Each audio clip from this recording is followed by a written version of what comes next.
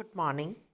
Unit third lesson one solid state में आज हमारा लेक्चर का टॉपिक है lattice plane and separation between lattice plane. इसको हम दो पार्ट में पढ़ेंगे, पार्ट वन और पार्ट टू। पहले हम लैटिस प्लेन क्या होता है जानेंगे, फिर हम पढ़ेंगे कि इसके बीच के अंतराल को हम क्या कहते हैं। चालक तल और चालक तलों के मध्य का अंतराल, भाग वन पढ़ेंगे। Let us start with lattice plane. चालक तल किसे कहते हैं? क्या कह रहे हैं हम? चालक बिंदु जहाँ पर कॉन्स्टिट्यूएंट पार्टिकल लगे होते हैं। They are arranged in 3 dimension in a plane like structure. किस में अरेंज होते हैं? In a plane. और ये प्लेन एक दूसरे के पैरेलल होते हैं। इन प्लेन को हम क्या बोलते हैं? Lattice planes. तो क्या कह रहे हैं हम? Lattice points are arranged in 3 dimension in a equilateral planes. These planes are parallel to each other, so they are termed as lattice plane. तो हमारा काम क्या है? इस लैटिस प्लेन के बीच का अंतराल ज्ञात करना, इस चालक तल के मध्य का अंतराल निकालना, इस लैटिस प्लेन के बीच का सेपरेशन पता करना। और इसी सेपरेशन के थ्रू, ये हम क्यों पता करते हैं? ये हम इसलिए पता करते हैं कि इसी सेपरेशन के थ्रू, सेपरेशन बिटवीन लैटिस प्लेन के थ्रू हम अननोन क्रिस्टल का स्ट्रक्चर पता कर सकते हैं। ये कैसे? हम धीरे धीरे 2-3 स्टेजेस में इसको पढ़ते चले जाएंगे। तो separation between lattice plane is very important to us to identify the structure of the unknown crystal. जब हम लैटिस प्लेन के बीच के सेपरेशन की बात करते हैं तो इसके सेपरेशन को हम किससे लिखते हैं? इसके सेपरेशन को हम डी, सेपरेशन को किससे रिप्रेजेंट करते हैं? डी से। और उसके साथ यहाँ पर सबस्क्रिप्ट क्या लगाते हैं? HKL। What is HKL? HKL are the Miller indexes. I am not telling you the Weiss indexes, it is the Miller indexes. तो HKL are the Miller indexes. तो दो प्लेन के बीच के सेपरेशन को हम लिखते हैं D सबस्क्रिप्ट में HKL। उसका फॉर्मूला क्या है? That is equal to H² upon A² plus K² upon B² plus L² upon C²। What is HKL? HKL XYZ पर मिलर इंडेक्सेस है। Okay, what is ABC? आप सब जानते हो, हम शुरू से पढ़ते आ रहे हैं। हम फेसेस को A, B और C से रिप्रेजेंट करते हैं। तो फेसेस को रिप्रेजेंटेशन ABC है और इसके वाइस इंडेक्सेस नहीं कह रहे हैं, हम मिलर इंडेक्सेस कह रहे हैं, मिलर पैरामीटर कह रहे हैं। That is HK and L। तो जब हम इसको रखते हैं, जब हम सिंपल क्यूब की बात करते हैं, सिंपल क्यूब में हम क्या कहते हैं? Length is equal to breadth is equal to height.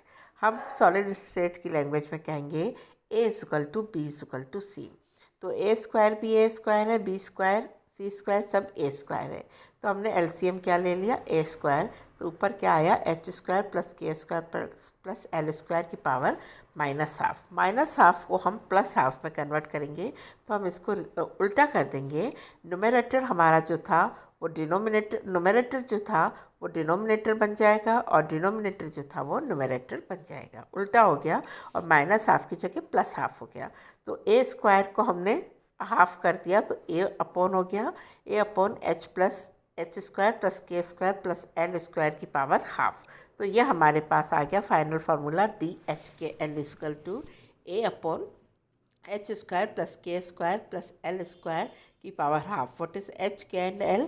HK and L are the Miller indexes. ठीक है, तो DHKL for simple cube, face centred cubic. हम इस चैप्टर में हम इसमें पढ़ेंगे सिंपल क्यूबिक के लिए, फेस सेंटर्ड के लिए और बॉडी सेंटर्ड के लिए हम ये स्ट्रक्चर पता करेंगे कि इसके लिए क्या क्या हमारे पास आता है। सबसे पहले हम आते हैं सिंपल क्यूबिक स्ट्रक्चर के लिए। तो सिंपल क्यूबिक स्ट्रक्चर में आप क्या देख रहे हो? हम क्या कह रहे हैं? 1 lattice plane at the corner of simple cube. 8 कोने हैं, 8 पर 8 लैटिस पॉइंट है। ठीक है, हम 3 तरीके के लैटिस प्लेन क्यूब में पढ़ते हैं। एक होता है D100। ठीक है, नाम से ही पता लग रहा है 100, यानी x को ये काटेगा 1 पर, y और z के पैरेलल हो जाएगा। दूसरा आता है हमारे पास D110। ये ऑब्लिक प्लेन है, अभी हम डायग्राम में देखेंगे। तो ये x और y को काटेगा और z के पैरेलल चला जाएगा। नेक्स्ट हमारे पास आता है D111। तो D111 x, y और z तीनों को काटेगा। तो हमारे पास 3 लैटिस प्लेन का सेपरेशन है। पहला हमारे पास है D100, दूसरा है D110, तीसरा है D111।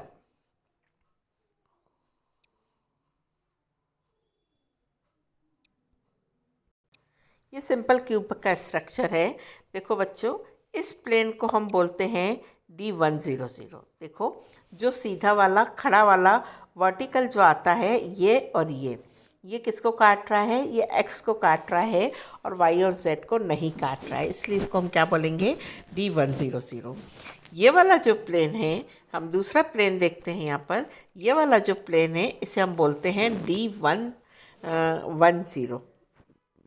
D110। D110 में क्या है? ये ऑब्लिक है इस तरीके से। ये इस तरीके से ऑब्लिक जो प्लेन आ रहा है, ये ऑब्लिक प्लेन क्या करेगा? x और y दोनों को इंटरसेक्ट कर रहा है, लेकिन z के पैरेलल है।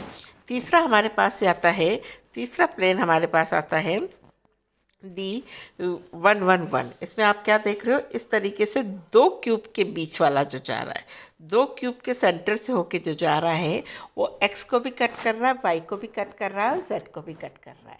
तो हमारे पास 3 लैटिस प्लेन हैं, D100, D110 एंड D111। जब हम सिंपल क्यूब की बात करते हैं तो देखो, जब हम D100 की बात करते हैं तो A/H क्या हो गया? 1² प्लस K और L 0 है, तो 0² प्लस 0² की पावर हाफ, 1² की पावर हाफ इज़ 1, तो A/1 इज़ 1। तो D100 क्या हो गया? A।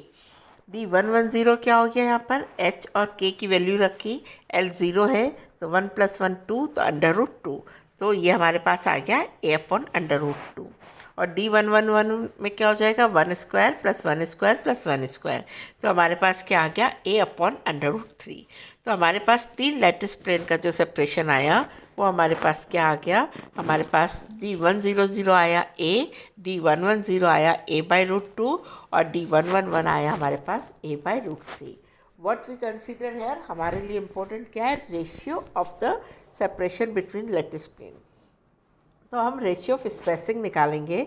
तो रेशियो क्या होता है? अनुपात। अनुपात कैसे निकालेंगे? D100 इस टू D110 इस टू D111। तो क्या हो गया हमारे पास? ये हमारे पास हुआ A/A/√2 इस टू A/√3। A सभी में कॉमन है, तो A हट जाएगा, तो हमारे पास क्या बच गया? 1/1 इस टू 1/√2 इस टू 1/√3। तो अगर किसी अननोन क्रिस्टल का स्पेसिंग का रेशियो 1:1/√2 1/√3 के बराबर है, तो वो unknown crystal simple cubic structure रखता है। ये हमारा आज का लेक्चर 1 था। हम लेक्चर 2 में बचे हुए दोनों चीज़ को डिस्कस करेंगे। Thank you.